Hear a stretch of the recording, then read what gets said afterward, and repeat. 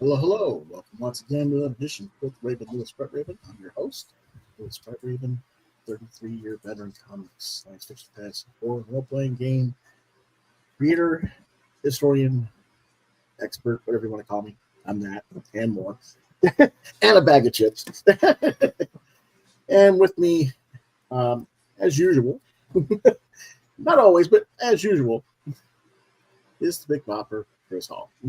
Hello, hello. You're the head know-it-all guy. That's what you are. Yeah, that's you. The head know-it-all guy. Okay. The big chief muckety muck. Yeah. See here. School you. But anyway, it's been a crazy week. Way too many doctor's appointments. My doctors have no idea what to do with me other than, well, your blood pressure's normal, which how could that possibly be? Is Chris is thinking, right? He was like, you should like take his blood pressure right before he has an episode of the show. Then you can All right. Your blood pressure is 310 over 200. I didn't think that was possible. No, actually, it was like 118 over 66 or something like that. That's pretty good. Yeah. So they were like, yeah, okay. Are you depressed? Really? Are you asking me that? Yeah, it's like, oh my God. But it was just something else today. But, oh well. And, other things are going on. Like my van doesn't work again. I don't know what's going on with that dumb thing. You said it was possibly the alternator. I don't know. We took it into the shop and they tested it and it came back okay. They did a complete service on the thing. It's just that we didn't run it for like 2 or 3 weeks. And if you don't, it's like every time this vehicle, all of a sudden, if you don't run the thing at all for a couple of weeks, it just doesn't want to start. Right. Yeah. Well, I'm no mechanic, but something's draining that battery. So it's either the alternator or something electrical that's draining it. There's a short somewhere, possibly that could be draining the battery. So yeah. But anyway, so we got to figure out what to do with that, and this is crazy. But we got lots of stuff to talk about, so let's go ahead and get with reviews. Starting with DC ELSEWORLDS Batman Gotham by Gaslight. A League for Justice #2 for $4.99. Publisher DC Comics. Writer Andy Diggle. Artist Leandro Fernandez. Colors by Matt Hollingsworth. Lettering by Simon Boland. Cover artist is Fernandez and Hollingsworth for the main, which you see here. They also had covers by Clayton Crane, Tirso Cons, and Marco Santucci. Editors are Ben Mieres and Ash Padilla. Genre Science Fiction Superhero, released August 13th, 2025. What it's about. Chaos consumes the frontier town of Smallville as Lex Luthor, riding in his steam and kryptonite-powered Metallo robot, brings destruction in his search for a mysterious artifact that could grant him power beyond his wildest dreams.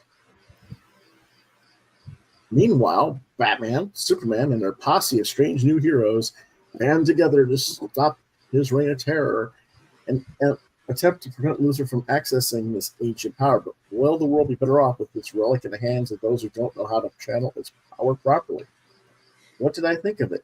Well, it's a very well done issue, great pacing, solid dialogue work that explains the plot without being ham-fisted about it, and expresses solid characterization throughout.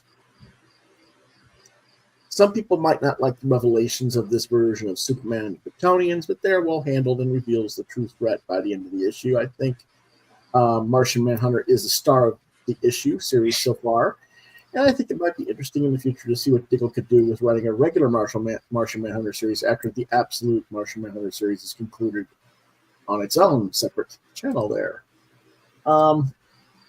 Leandro Fernandez's art is interesting to look at because he has picked up certain traits from other artists like Mignola, Kevin Nolan, but he also seems to have picked up some of Eduardo Barreto and Tony DeZuniga and Jody Bernay.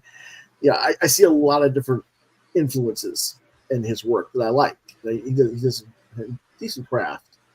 Considering I never read the Precursor series, the Kryptonian Age, and these two issues make me want to find the back issues or a trade collection of that storyline.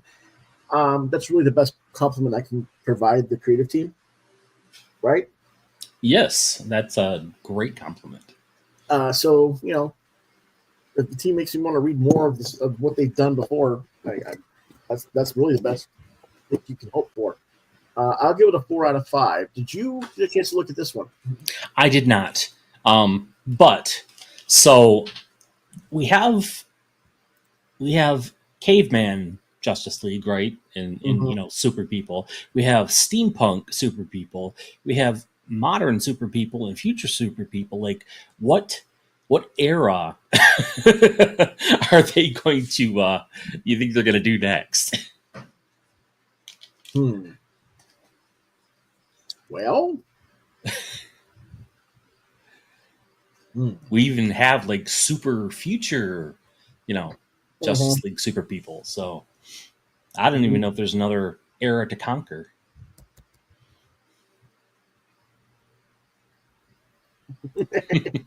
He's like, I need to be on TV. I don't care. Right? I'm a star. The show is not on until I'm here. All right. What era? Ready for my close-up, Mr. DeVille? Yes. Anyway, what era? That's a good question. I guess it would depend on how you were going to present things. I mean, there really hasn't been a superhero series during World War One. There hasn't really. That I can think of. Yeah, they do tend to focus on World War II. Yeah. No, they could do it during the Great Depression. Yeah. Yeah, Yeah, that's what I'm thinking World War One. You know, Yeah. I mean, there's certain characters like Enemy Ace was World War One, I think, or something like that. But generally, the superheroes, you know, since everything came in the late 30s, right into the early 40s, for most of the mainstream superhero stuff, I would say that's the era that they haven't covered is that, because how do you cover? How do you go back another 20 years from when it started, in a way? Because if you didn't have World War One, you wouldn't have had World War Two, and you wouldn't have had the era of what we had. So I don't know. That would be interesting to see what they would do with that, possibly. Right. I think they're eventually gonna tackle the Great Depression. You know, like the Justice League fixes the Great Depression. Well, how about that? But you know, Lex Luthor is the one who like engineered the Great Depression, and yeah, they could do all kinds of stuff. Okay. Well, anyway, I gave this issue 4 out of 5. Let's go ahead and move on to the next one, and that's Blood and Thunder, number 4 for $4.99. Publisher Image Comics Skybound. Writers by what's that? Joey. No, they have not done Feudal China yet. Yeah. Anyway, Robert Kirkman and Benito Sereno as the writers. Artist is E.J. Sue. Lettering is Russ Wooten. Colorist is Michelle Asarasakam, also known as Miss Asic. Covers by Sue Masasic, David Lopez, and Antoni Lex Rokas, and Bernard Chang. Editor Nietzsche Marsham. Genre science fiction superhero, released August 13th, 2025. This is the Stu and Masasic cover, by the way, you're seeing. What's about? What's the secret of the planet Malleus 9? And what does it mean for Blood and Thunder's future? That's what they gave me for a precursor.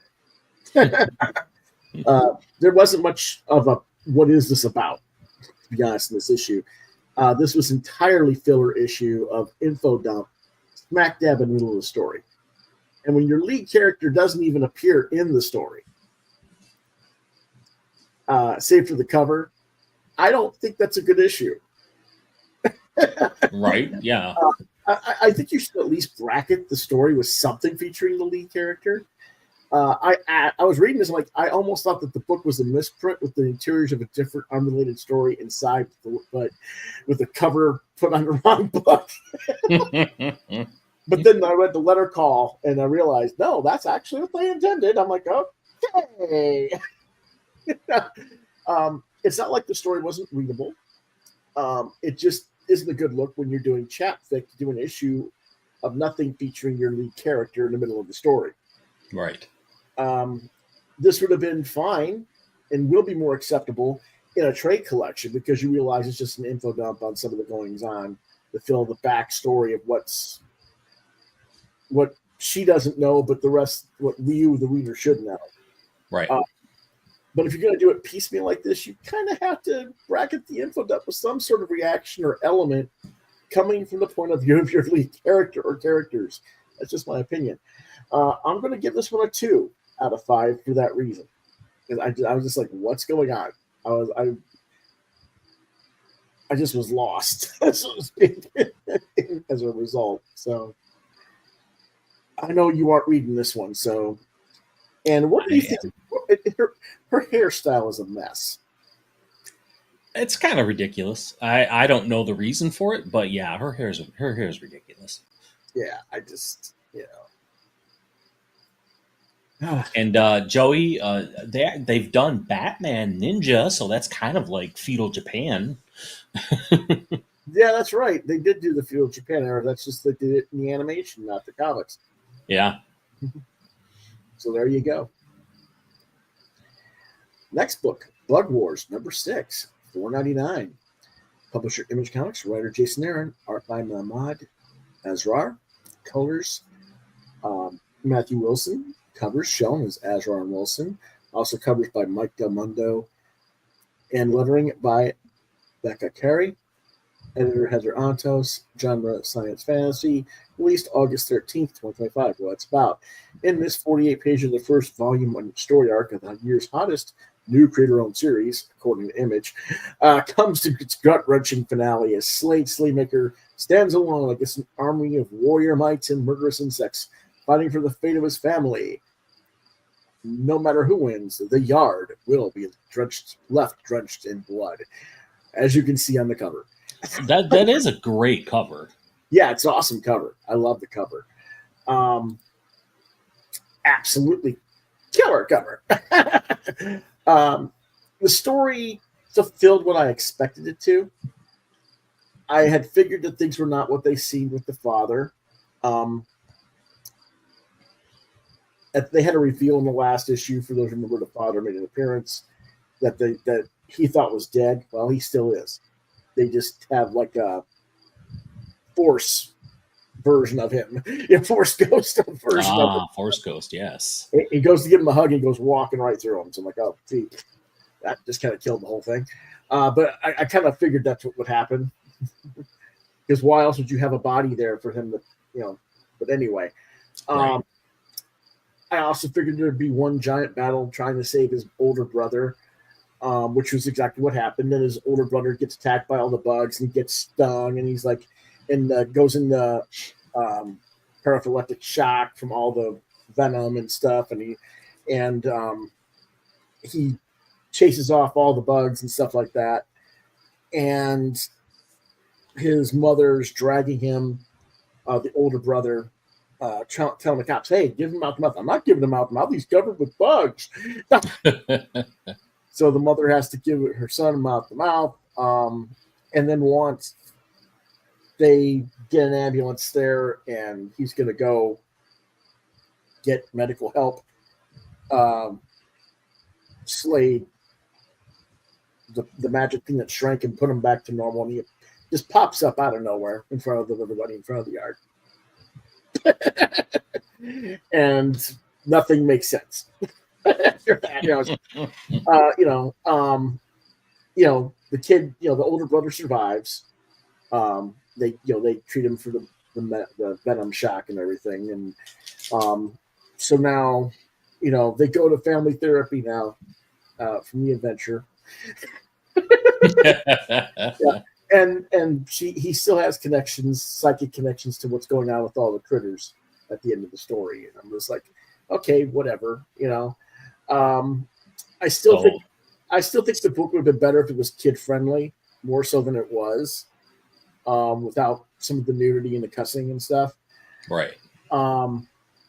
But this is a good place for me to say this is a good stopping point.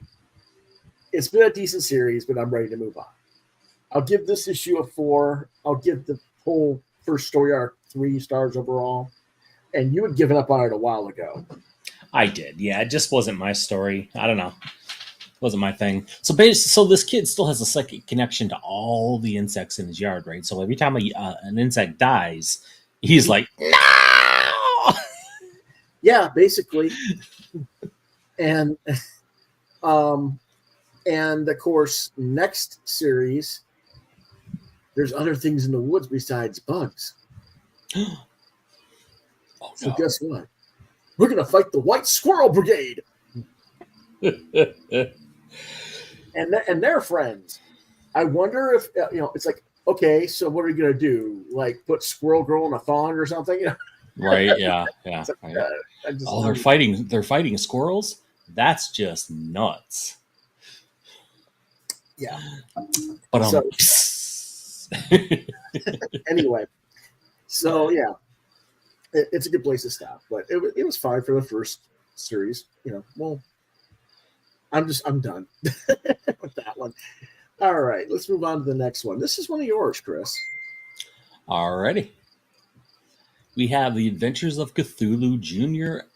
Dastardly Dirk one-shot. Publisher SourcePoint Press. Writer is Dirk Manning.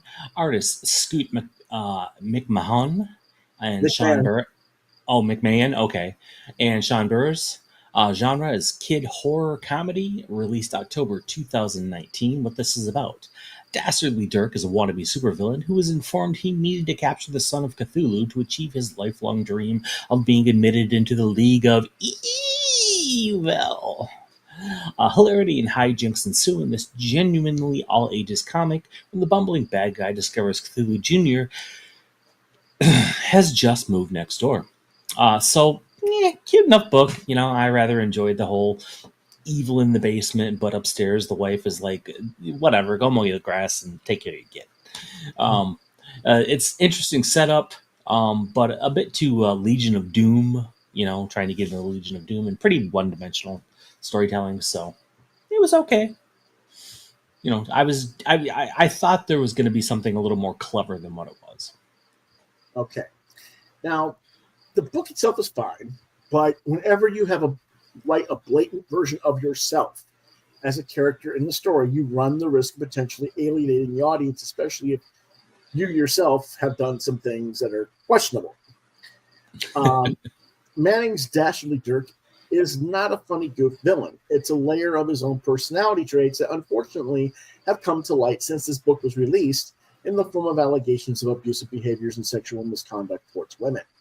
It really turned me off reading the work, which is a shame because the work itself is not at fault. It's, if we're just looking at the work, and I didn't know what he has been accused of and that he actually did do and apologize for some of it.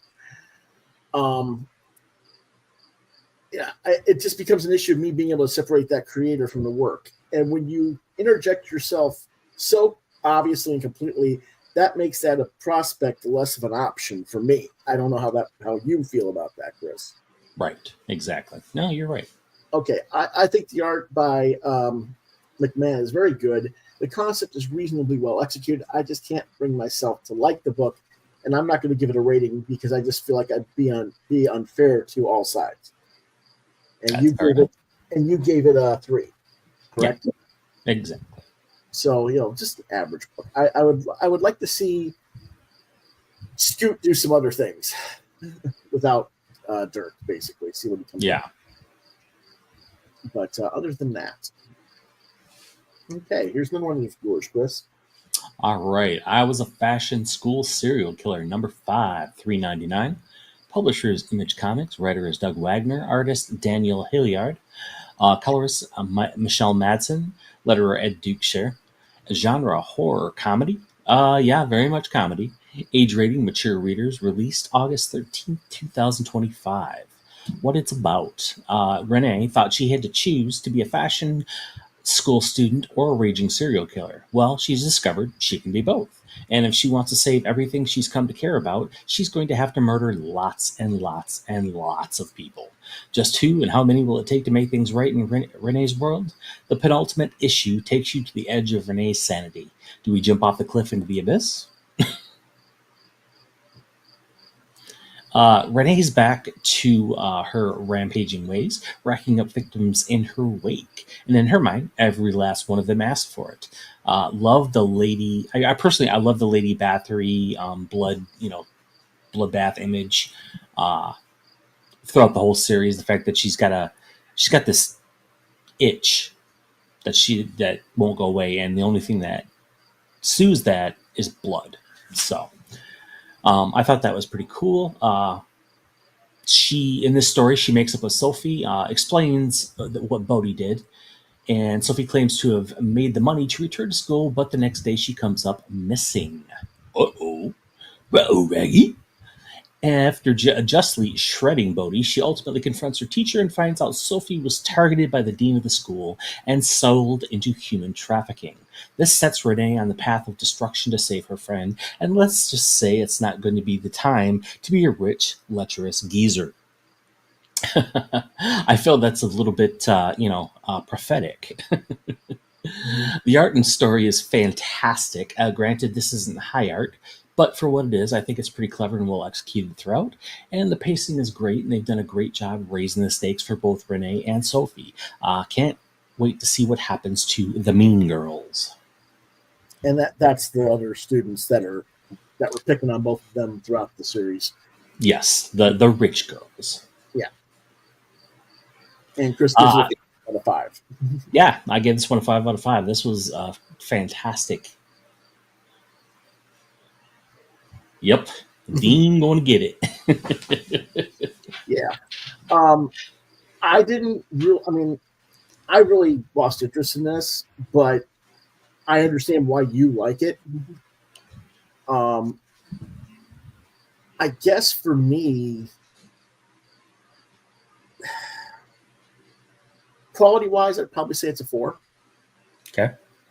But it's just not to my taste. The story isn't your taste. Yeah, that's what I would say. But, whereas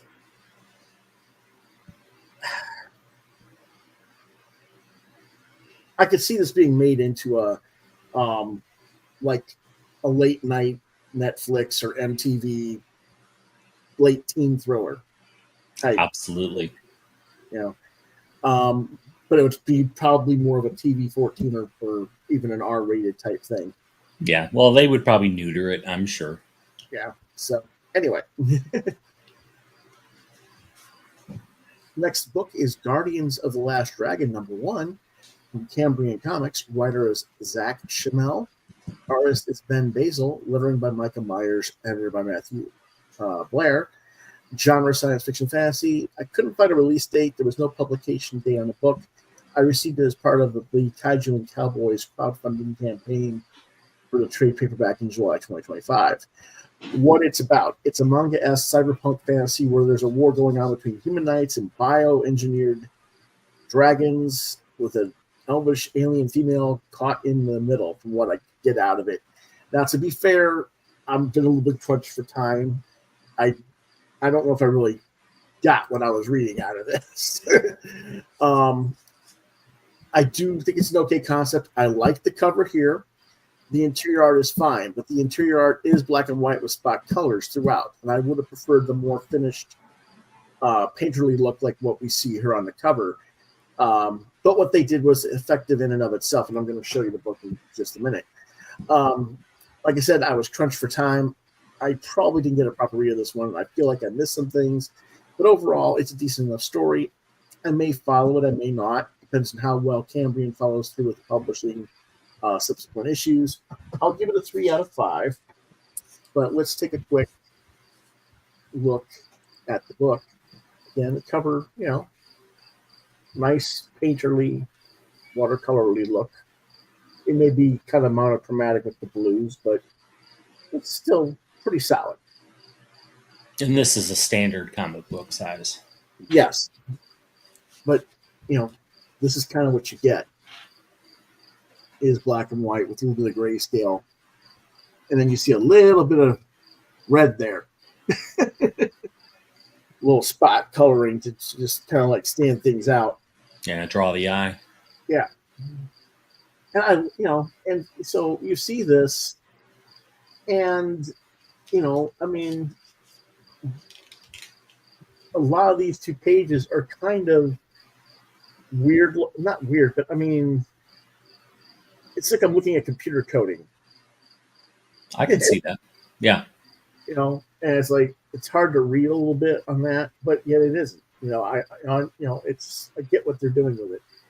And it feels very Ghost in the Shell-ish. Absolutely.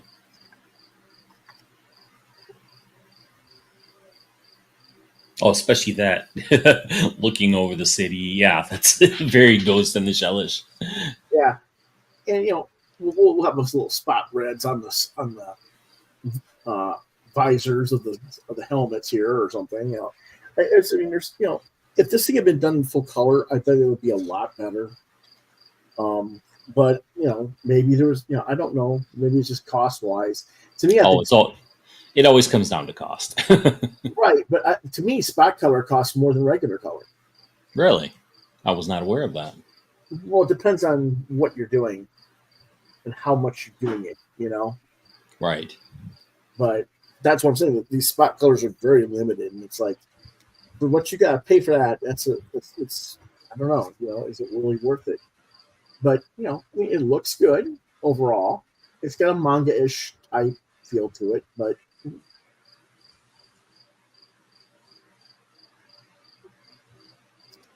I don't mind it for overall what it's been.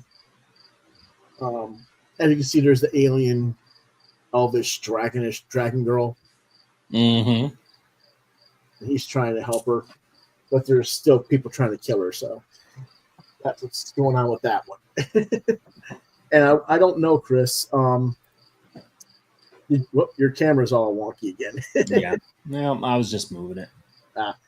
I was wondering, I mean, I know that you didn't get a copy of this. No. When I start doing these orders, should I get the digitals and then give you the digital and then you pay me for the digital? I can do that. Sure.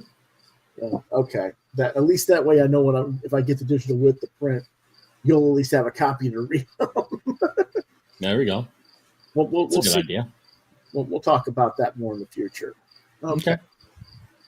Alrighty. Let's see what we got here. Oh, here's one of yours. We're going to go back to 2019 again. All right. Yeah, because these are all books that Raven got me from the Free Comic Book Day. So some of these are a little older, but still good nonetheless. This is Lady Mechanika, La Dame de la Muerte, one shot, Free Comic Book Day. Publisher is Aspen Comics. Writers, actually, I believe this is from Joe Benitez, his own studio. This one is. Oh. But that's my fault, because I told you Aspen Comics. Writers Joe Benitez and M.M. Chen. Pencils Joe Benitez and Martin Montiel. Inks Digital Studio J13. Coloring is Peter Steigerwald and Beth Sotelo. Lettering is Michael Heisler. Cover is Joe Benitez and Sabine Rich. Editor Marcia Chen. Genre steampunk mystery thriller. Released October 2019. What this is about. After suffering a tragic loss, Lady Mechanika takes a trip to a small Mexican village just in time for their the De los Muertos celebration, but the festivities turn deadly after the arrival of Yentes del Inferno, the mythical Hell Riders. Not really feeling this one. I like the first page with the Aztec, queen of the undead, goddess of death. But the whole turning a gaucho gang into basically ghost riders is what they did, who are not seen again the rest of the issue. Lame. Then it's more or less like family crap stuff between Mechanika and the family she's staying with while they all prepare for the Day of the Dead celebration. And this one just kind of bored me. Sorry. Art's gorgeous, but for 28 pages of story, there's not much going on. I realize this is a preview to a larger story, and maybe if I had read the whole trade, I'd be more entertained. But this one by itself just doesn't do anything for me. So, pretty much in agreement with you, since I'm not even as keen as you are on Benitez's style. So I'm even less interested than you were in a way. But I mean, when I say that, understand, I'm not saying that Benitez's art is bad. I think he's very talented. He's just in that modern image. Yeah, you don't care for the image style. Yeah, I never have. So I can appreciate the quality of what it is. It's just not for me. Now, you gave this one a 3. I'll give it a 2, but let's take a quick look at some of the art that you were talking about. Here's the cover. We can get a little better look at the cover there. You know, it looks all right. You know, I think the coloring's a little bit overly done for some of the shine. You think that's over-rendered? I do, particularly the guns. I don't think the guns need to have that reflective element to it. I just don't. But that's just me. There's the Aztec warrior, witch, whatever. Goddess of Death. Goddess of Death. This looks really cool. You know, but it's like, yeah, give me more of this character, but they really don't. Right. And if you've ever seen the animated City of the Dead with John Constantine, Constantine, City of the Dead. Yes. You've seen her husband. Right. And then this is where she makes the Hell Riders. Which is, you know, okay. You know, the art looks nice for what it is. But now they're all Ghost Riders. Ghost Riders. And, you know, there's your Ghost Rider looks. Yeah, that's. I mean, they just basically found a way to make Ghost Riders without calling them Ghost Riders. Yeah, and they don't appear in the rest of the story. Right. Like I say, yeah, and because they don't appear in the rest of the story, you're just like, what was the point of that? But you know, decent enough art. It's just, you know. Yeah, they could have had some more interesting things happen. So, okay. Let's move on to the next one, which is another Lady Mechanika story. This actually came out before the Dale and Muerte. I just had them accidentally reversed on the order. Go ahead. All right. This one is by Aspen Comics. Writer-artist Jill Benitez, colorist Peter Steigerwald, letterer Josh Reed, editors Vince Hernandez and Frank Mastrom-Moro. Genre steampunk action mystery adventure, released May 4th, 2019.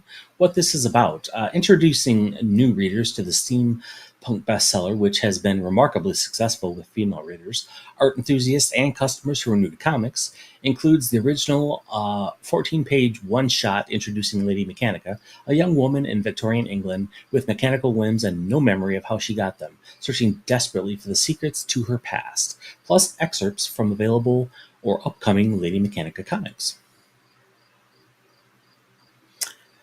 This is it's a collection of 3 different stories, including the 14-page introduction story, plus excerpts from other stories. The first one is The Demon of Satan's Alley, a fantastic introduction to this character. Lady Mechanika is hunting this entity to trying to find it before the Blackpool Armament Company does. Very well drawn, and so she gets in a little scuffle with a creature, and then she just realizes that it can talk, and it's just this frightened, hungry, sad, pathetic little creature, and she feeds it and gets to know it, and gives it a name and everything, and then all of a sudden gets its head blown off by the Blackpool Company. She is obviously not happy about that, But this was a great setup story. So Lady M is written with both grit and empathy for others, made the character more than just a hot Victorian steampunk cyborg chick. It sets up conflict between her and the BAC as well, and it did make me want to read more. So, now you want to show some of that from that, Chris? sure, yeah, and I gave this one a 4 out of 5.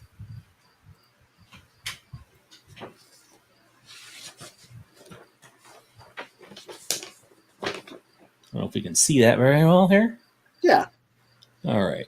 So yeah, it starts out with a great opening shot there. Mm-hmm.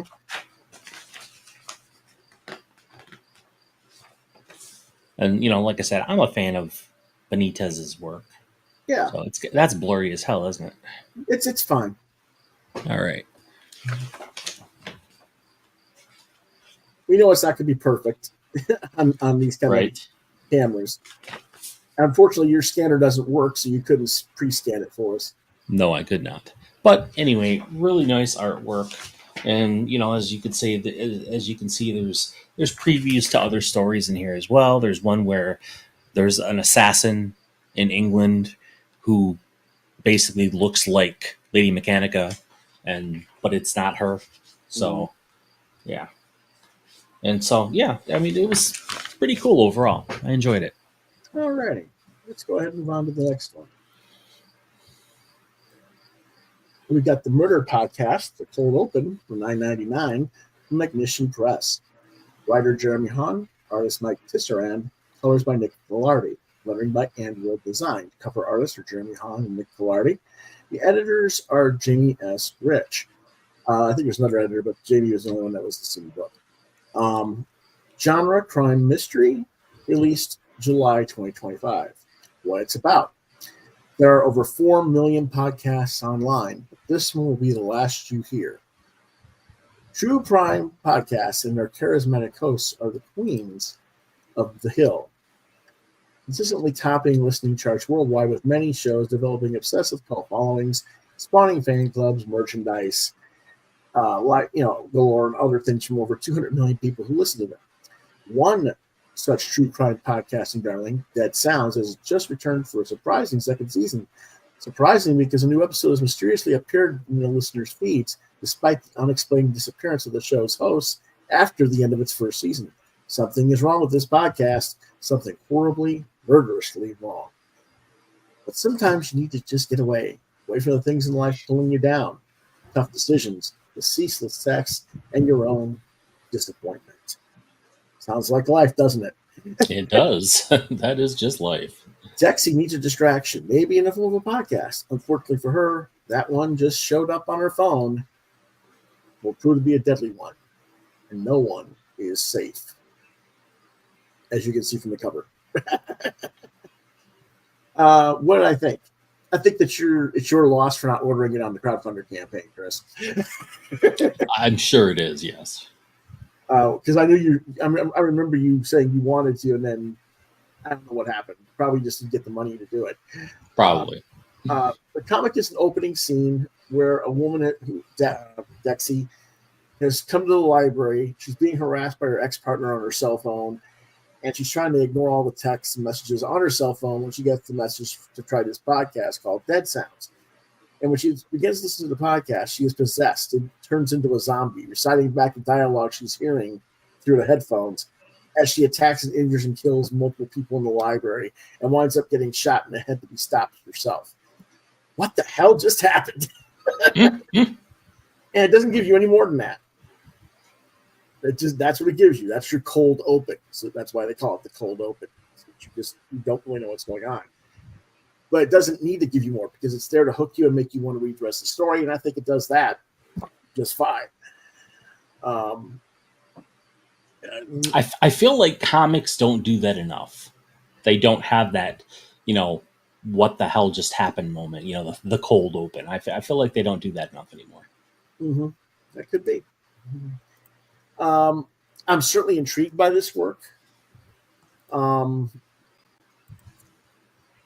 Hahn is doing something that's akin to what Stephen King did with the novel Cell. I don't know if you're familiar with that book. I am. Okay. It's very much the same story. It's just that he linked it to a podcast where the hosts have also gone missing as well. So there's at least a breadcrumb for the characters who will eventually be investigating what just happened to pursue. Whereas it's been 18 years since I read the King novel. But as far as I remember it, King just went more into this zombie apocalypse survivor mode than this story seems to be going. This series seems to be that we're delving more into the mystery of who is sending the podcast and how and why is it turning people into zombies, more so than what was going on in the King novel. Because I don't remember people looking to find out what what was causing it, as much as just trying to survive and not be turned. Right. Okay. At least that's what I hope the direction Han intends to take is. Otherwise, I'm going to lose interest in this series very quickly. As for Tisserand's art, it's a little bit hit and miss for me. I love the cover here, but the cover here is, of course, by Han and Filardi, not Tisserand.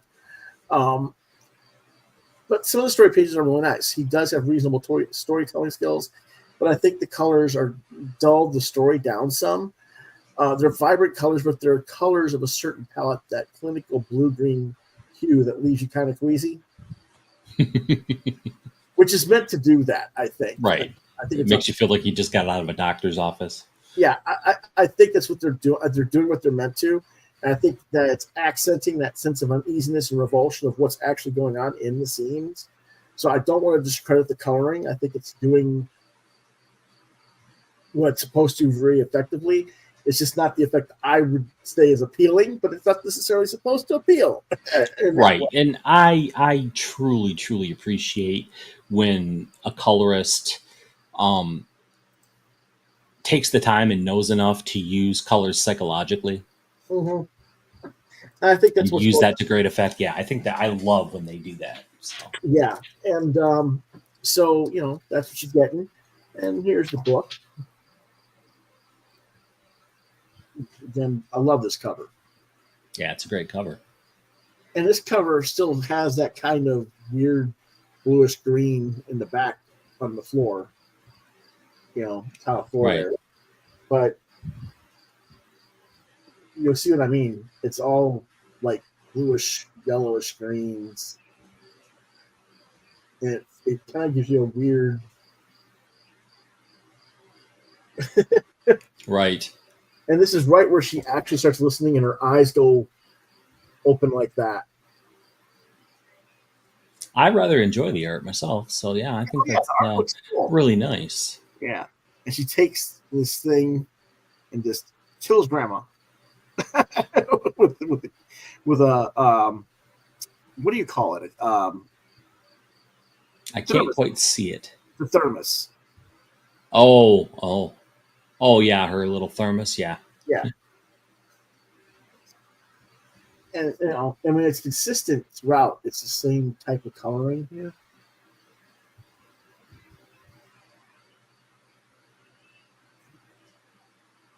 Yeah, they do use that blue-green throughout the issue.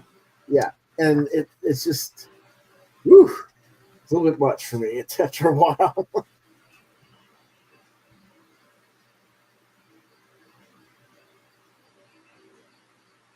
But it's well done.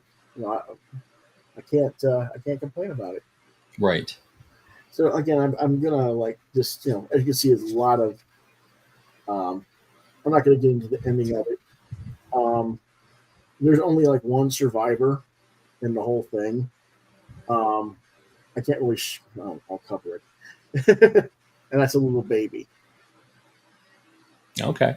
That the person that was turned into the zombie was going to stop its head under her foot, and the cop shoots her in the head. Ah, I see. Okay. And then they start talking about the cast of who's going to be investigating and a few other things. But and they have art process, which I know you're going to dig. Yeah, that's really cool. I like that. So, and they give you a little bit of a sneak peek of the first issue. And, it's going to be continuing as what's going on with other characters around the country as they get more exposed to this. It comes out next month. So we'll see what happens with it.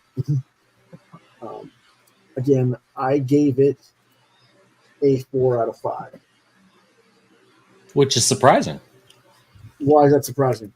Because you typically don't like murder, horror, that sort of thing. Well, I think it just, a lot of the stuff that you like, to me, is very formulaic and so derivative to me that I'm not interested a lot of the time. This, like I said, this is derivative of a sort. It's very much like Cell, but it has been 18 years since Cell was out, and there hasn't been a whole lot of that kind of story that I know of other than Cell. So it doesn't feel like whereas, okay, we got a serial killer and I was a fashion school curator. We got a serial killer in the Slasher's Apprentice. We got a serial killer. It's like, I'm done with serial killers. Find something else to talk about. That's not your fault. I'm just saying I wish they would find something. Publishers would find something else to do. Right. Killers. That's what I'm getting at there. But damn you, John Carpenter. Why damn John Carpenter? He did other things besides serial killers. I know, but he's the one who's most often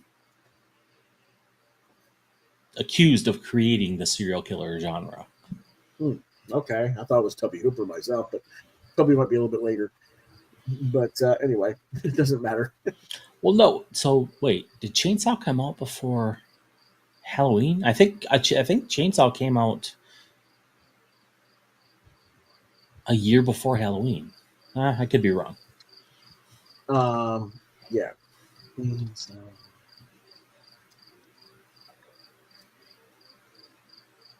But 74. Carpenter's definitely the one who did the formulaic, faceless, unstoppable killer. Texas Chainsaw Massacre was 4 years before Halloween. Okay. So yes, I would say that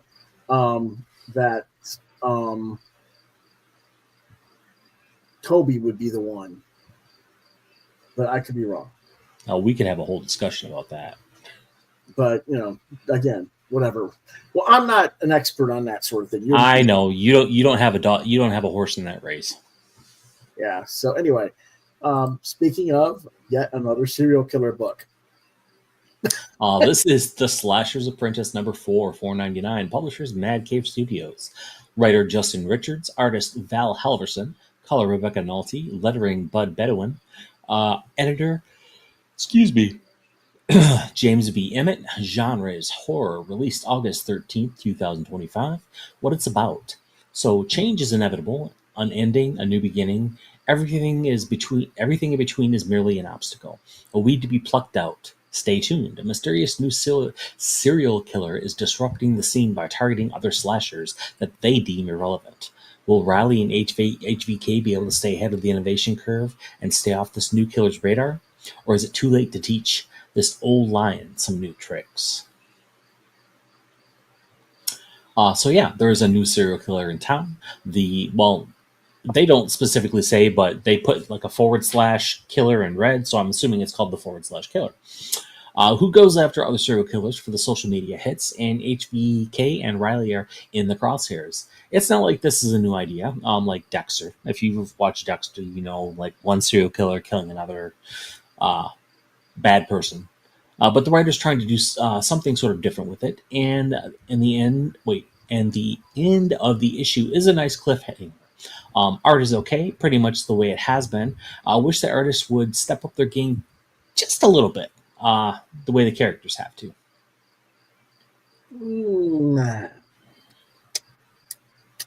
Yeah, I'm so sorry. I just can't anymore. I'm sorry. It's not that the book is horrible. I can't get into this book at all. I'm sorry, folks. It's there. It's there, yes. You gave it a 3.5. I give it a 2, and it's just going downhill as far as I can see. Um, to me, get to the point. Riley has to graduate and become the killer and take over, and if it's, what they'll probably do is have this new killer find a way to take over or defeat HVK, and I think that's part of what the reveal at the end of the episode is, or end of the issue. That's kind of the big reveal. What's the word I'm trying to think of? Cliffhanger reveal. Right. And so it's like, yeah, okay. Either she steps up and becomes, the thing, or she doesn't. And I don't know. I mean, Riley's just not that interesting of a character to me. See, go ahead.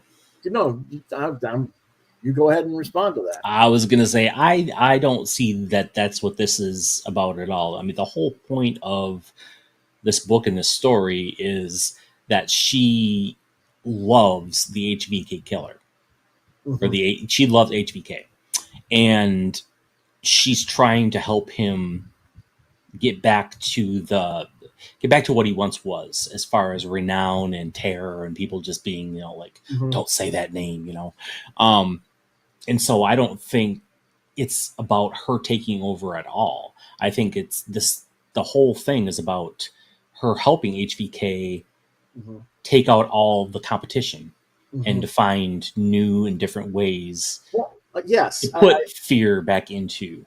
I see. Yes, but the thing is, inevitably, she is going to become the thing. At some point, she's created the monster. She's going to have to kill them, end the monster she's created, and become the monster herself. That's just the way I look at it. There is that tension in every issue. Like, is he just going to? Is HVK going to snap and just kill her? Or is he going to continue to take her guidance? And his little blurbs are, I think they're hilarious myself. So, like when he writes on the scratchy board. Like I said, I'm just not into it, but whatever, Yeah, it's my thing. Yep. So I think that's all we have for this week. Yes, it is. So next week is a big thematic episode. Huge science, fantasy, horror magazines. We got the first 2 issues of Metal Hurlant, the first 2 issues of Heavy Metal, or the new Heavy Metal, Eerie number 2, Shudder number 24, and the complete Web of Horror hardcover. Go ahead. What do you think, Chris? It's a mad, mad house. Wait, is that supposed to be sung? No, that's from Planet of the Apes, dude. Oh, God, it's been so long since I've seen Planet of the Apes. It's a madhouse! A madhouse! Get your hands off me, you damn dirty, stinking apes. Yes. But we're looking at, Shutter Your Timbers and Hurl the Heavy Metal. We're going to be covering over 700 pages of content next week. Crazy insanity. It's going to be a busy week. Yes. And then tomorrow, we're going to continue our comics documentary explorations with Kirby at War. Looking forward to discussing Jack Kirby for an episode. So join, please. We appreciate that if you would. Again, we're going to be talking not just Kirby at War. I mean, he was serving World War II, but since he was born during World War I era, I think he was a little bit before I think he was a child in World War I, but that shaped him too a little bit. So I think we'll get a little bit of that discussion as well. So that'll be tomorrow at 8 o'clock. And then Saturday, what do you got for us? Oh, I knew you were going to ask this, and I was trying to be prepared. We have, let's see here. It is a pre-recorded episode because David is not going to be here. So, I apologize. We have Carlos Granda, which I'm sorry I couldn't remember his name, but still a fantastic artist. Does a lot of Kickstarters. and just a fantastic artist from Brazil. So we're going to talk with him about his work, his comics, and we're going to do a little discussion on the new Fantastic Four movie. Okay. That's on the Glass House YouTube channel. Glass House presents Throwing Stones, and that's at 1 p.m. Eastern Standard Time. Okay, and we'll give you more information on that tomorrow as well. Yes. Okay. He wasn't quite prepared. We'll be more prepared tomorrow. Alrighty, that's all for tonight. If you want to reach us on social media, you can find me on Facebook at Lewis.BrightRaven, at the Muskrat channel at Lewis Brightraven 2. See more of my artwork at deviantart.com/BrightRaven. If you want to look at Chris's colors, it's deviantart.com/fatboy73. Been watching Quoth Raven, Lewis Brightraven exclusively on YouTube. And if you want to email us your thoughts, suggestions for comics or films that you want us, or TV shows you'd like us to talk about, QuothRavenLBR72@gmail.com is the place to talk about it. If I don't get back to you, try LewisBrightRaven@yahoo.com. And if you want to reach out to Chris, it is ghthrowingstones@gmail.com. Yes, sir, Bob. Yep. So again, thank you for watching, and hope you enjoyed this episode. And we'll see you guys tomorrow for Kirby at War. Until next time, Quoth the Raven. Nevermore. Nevermore.